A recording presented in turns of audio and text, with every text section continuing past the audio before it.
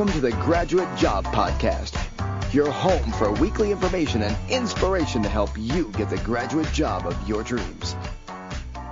Hello and welcome to the Graduate Job Podcast with your host, James Curran. The Graduate Job Podcast is your home for all things related to helping you on your journey to find that amazing job. Each episode I bring together the best minds in the industry, speaking to leading authors, graduate recruiters and career coaches who bring decades of experience into a bite-sized weekly 30-minute-ish show. Put simply, this is a show I wish I had when I graduated. Hello and welcome to the 89th episode of the Graduate Job Podcast, back for a coronavirus special.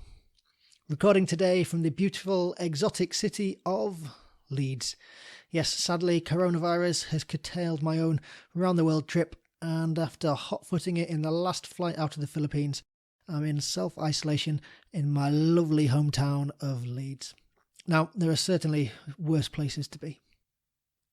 And over the last few weeks, I've had lots of questions coming through to me from listeners and also the clients that I coach on the coronavirus and what it means for their graduate job search. And I wanted to share with you some of those questions, as I know that they'll be on the minds of lots of people out there today.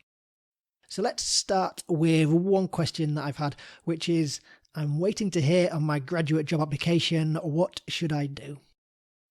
Now, some of the clients I coach are in this position. They've done the hard work, they've got through to the assessment centres, and now nothing. Radio silence from some of the big graduate employers. Now, some of the companies such as KPMG have been in touch to say that they have cancelled all of their face-to-face recruitment events until at least April, and that they're going to be in touch after that. Others have said, well, we're looking to do them, but maybe remotely by video, but we aren't really sure yet. And finally, a third category of people have said, well, nothing at all really, which is very frustrating. But as you can imagine and appreciate, this is uncharted territory for everybody. And it's going to take a while really to sort itself out and to settle down.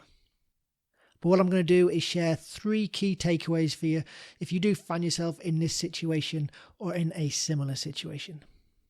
Now, point number 1 is patience. I know it's really annoying to be in a holding pattern with no news or light at the end of the tunnel whilst you wait for an interview or assessment centre, which maybe keeps getting pushed further and further out. But fortunately, you just need to bide your time. Expect that things are going to be taking longer than normal as you go through any of the graduate recruitment processes. Now, I know the graduate recruitment process can be pretty slow at the best of times, but expect it to be even slower. Recruitment teams are going to be settling into new patterns of working from home and are going to be running at reduced capacity as people are off work, so things are going to take a lot longer.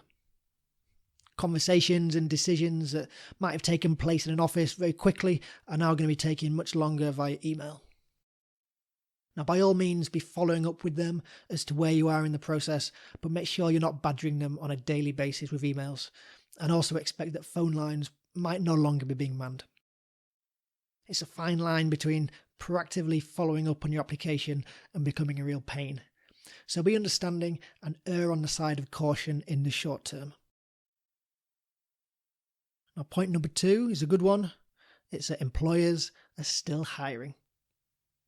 It might seem as if the world is coming to a halt, but from speaking to graduate recruiters, they have said that their plans for new graduate hires haven't changed.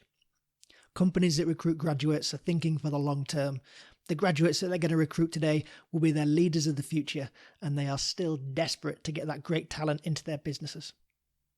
While many industries might be impacted by coronavirus, the majority won't. And they're still going to want brilliant new graduates like yourself to be joining their firms. Now, especially since the graduate recruitment process tends to work looking out on a 6 to 12 month horizon at least, this means that they can mitigate for any short-term blips, which is what we hope, fingers crossed, coronavirus is. Coupled with point 1 about patience, don't think that a lack of an immediate response means that they are shutting up shop. So as a result, don't let the current hiatus and global lockdown stop you from applying for graduate jobs or internships. Don't take your foot off the application pedal, and in fact, it's a perfect time to utilise the fact that you might have little else to do apart from Netflix and get your applications in. As I said, recruitment teams are still working and processing graduate job applications, so make sure that you get them into them. Also utilise this time to make sure you're going to be acing those graduate job tests when you face them. Check out graduatejobpodcast.com/testing for advice on how to pass them and links to my episode on the topics. Third takeaway for you today is expect a different process / get good at video interviews. To prevent the spread of coronavirus, companies across the board are putting on hold and cancelling in-person interviews. As an alternative, they're going to be upping their use of remote video interviews, whether live ones such as Skype or recorded tools where you have to record your answers to set questions. These will just become the new normal, so you need to make sure that you are ready for them and you are really good at them. You need to ensure that you are ready and set up with a good webcam, good microphone, and your laptop ready to go. Now, if you've been watching the news over the last few weeks, you'll have seen that the news tends to be doing a lot of Skype interviews with people, and universally, these tend to be pretty terrible. With the camera too close, the camera looking up someone's nose, and loads of distractions in the background. These are the things that you need to make sure that you aren't doing when you do video interviews. You need to also be practiced in what to expect and how to answer them. They're really no different to a face-to-face interview in that you still need to make sure that you've researched the role, you've researched the company, you've planned the questions you're going to face, and you've got some really nice and tight answers up your sleeve which will tick the boxes of the STAR methodology. No different to a face-to-face interview, except you're going to be talking to a laptop screen than a person.